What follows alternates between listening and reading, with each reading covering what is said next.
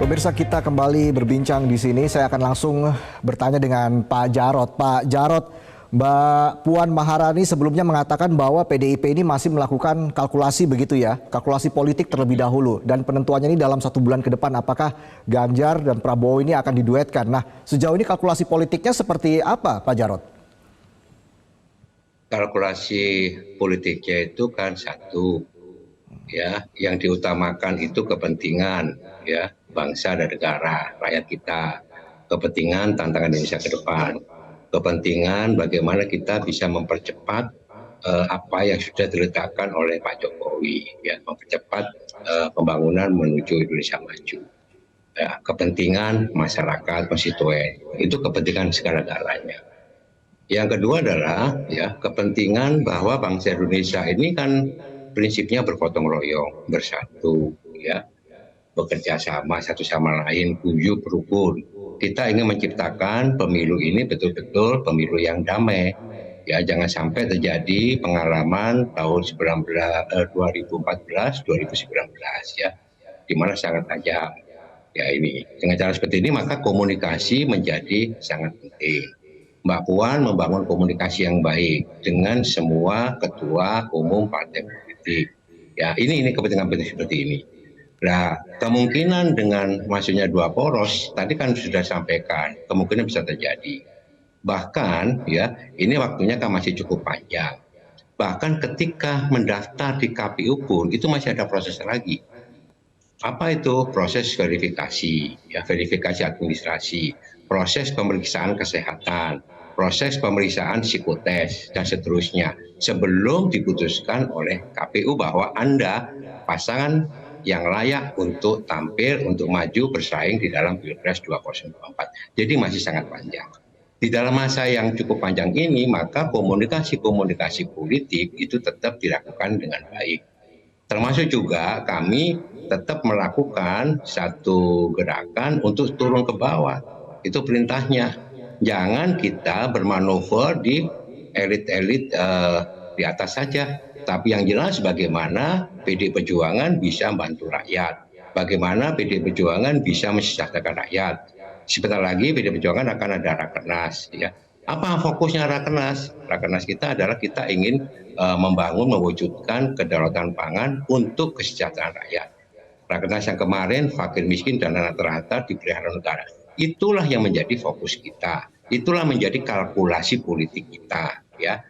Oleh sebab itu, marilah kita, kalaupun bersaing yang baik, gitu ya.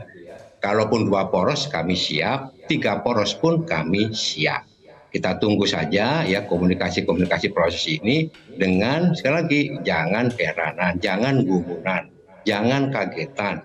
Segala macam situasi masih mungkin terjadi. Itu aja. Oke, jadi Pak Jarod ini untuk menentukan nama cawapres dari Ganjar Pranowo ini apakah memang harus sampai last minute begitu? Mungkin tanggal 18 Oktober ya, sebelum pembukaan pendaftaran tanggal 19 Oktober. Oh, belum tentu juga ya, belum tentu juga.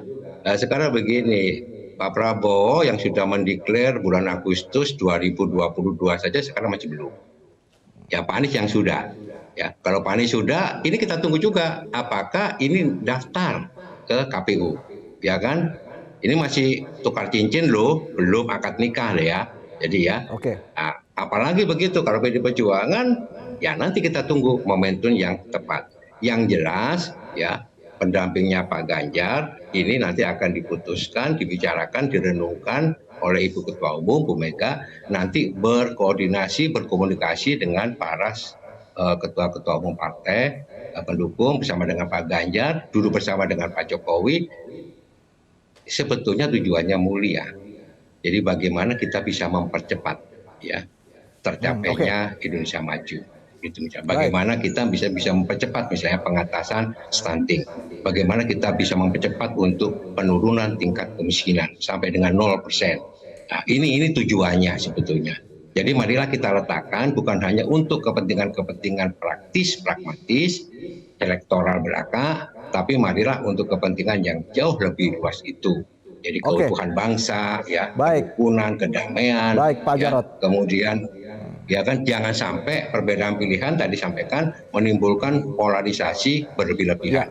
Boleh kita beda pilihan, maka sebab itu kita harus menghormati pilihan masing-masing. Kita tetap Oke, baik. rukun sebagai bangsa Indonesia. Baik, sebelum saya ke Mas Toto, saya ke Mas Habib terlebih dahulu. Mas Habib, kenapa sampai sekarang ini sepertinya sulit sekali untuk menentukan nama cawapres dari Pak Prabowo? Apa yang menjadi kendala internal di Gerindra sejauh ini dan juga di KIM? Mungkin bisa cerita sedikit di sini, Mas Habib.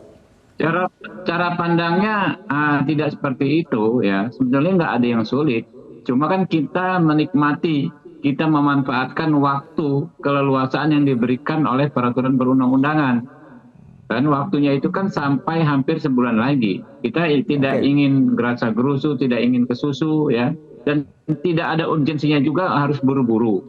Ya, kalau memang sudah ketemu yang pas ya nggak ada masalah. Tapi kalau memang ada peluang kita untuk terus berdiskusi, mendalami, ya, melakukan pencermatan, menerima informasi-informasi baru, mengantisipasi dinamika baru, ya nggak ada masalah. Jadi ini kita walaupun belum daftar situasinya rileks gitu loh. Nah, kalau mekanismenya kan jelas. Kalau di Koalisi Indonesia Maju memang Pak Prabowo menentukan, tetapi Pak Prabowo harus ya, dan pasti akan melibatkan para ketua umum partai koalisi dengan musyawarah. Oke, saya ke Mas Toto. Mas Toto, dengan adanya dua poros ini, untung ruginya sebenarnya seperti apa dengan adanya dua poros di pemilu 2024? Apakah memang dua poros ini adalah membuat ancaman polarisasi akan semakin tajam begitu, Mas Toto? Yang pertama yang absolut tidak bisa dibantah adalah hitung-hitungan efisiensi. Dan dari sisi waktu, kalau memang dua poros, pertama akan ada efisiensi anggaran pelaksanaan pemilu 18 triliun, seperti kata Ibu Sri Mulyani. Yang kedua, 14 Februari, itu melalui quick count kita sudah bisa memastikan bahwa siapa yang akan jadi pemenang, sehingga kemudian sisa waktu itu lebih banyak untuk bicara konsolidasi, atau 8 bulan menjelang berakhirnya masa pemerintahan Pak Jokowi. Transisinya akan lebih banyak, karena kalau tidak bulan Juni kita baru akan putaran kedua. Itu yang absolut tidak bisa dibantah. Terkait tafsir bahwa dua poros ini lebih bisa membentuk polarisasi, 2017 itu Pilkada DKI salah satu pesertanya Mas Jarot itu 3 pasang loh, harus diingat. Bukan 2 pasang. Polarisasi terjadi, isu SARA lebih menyeramkan lagi. Bahkan kalau kita bicara 3 poros pun, itu kan ujungnya akan tetap 2 poros. Kalau kemudian tidak ada yang berhasil mencapai 50%, artinya kita hanya menunda polarisasi kalau asumsinya memang 2 poros pasti polarisasi. Jadi menurut saya tafsir itu juga belum ada sentimen historis dan fakta empiris yang bisa membenarkan. Karena variabel terpenting itu bukan 2 poros atau 3 poros, tapi bagaimana kesiapan penyelenggara pemilu, aparat penegak hukum, dan kedewasaan dari peserta pemilu untuk kemudian tidak menyebarkan hoax, tidak menggunakan ujaran kebencian. Kalau kalah dalam quick count kemudian tidak membuat kerusuhan, tidak menolak, membuat hitung-hitungan sendiri. Itu sudah pernah kita alami dalam sejarah. Jadi ini masalah perilaku, bukan masalah jumlah poros 2 atau 3 atau 4 atau 5. Mau 5 pun selama ada kedewasaan dari peserta pemilu, siap kalah bukan hanya ketika dalam masa kampanye, tapi ketika sudah keluar hasil quick count, termasuk keberanian aparat penegak hukum dan kemudian penyelenggara pemilu menegakkan aturan, saya pikir mau berapa poros pun kita tidak akan kemudian masuk dalam polarisasi. Baik, yang jelas Prabowo Ganjar cocok bersanding atau bersaing, yang pastinya harus tetap bertanding dengan fair begitu. Terima kasih Pak Jarot, Mas Habibur Rahman, dan juga Mas Toto sudah berbagi dan juga sudah menyempatkan waktunya bersama kami di Selamat Pagi Indonesia. Salam sehat untuk Bapak-Bapak semua. Jelajahi cara baru mendapatkan informasi. Download Metro TV Extend sekarang.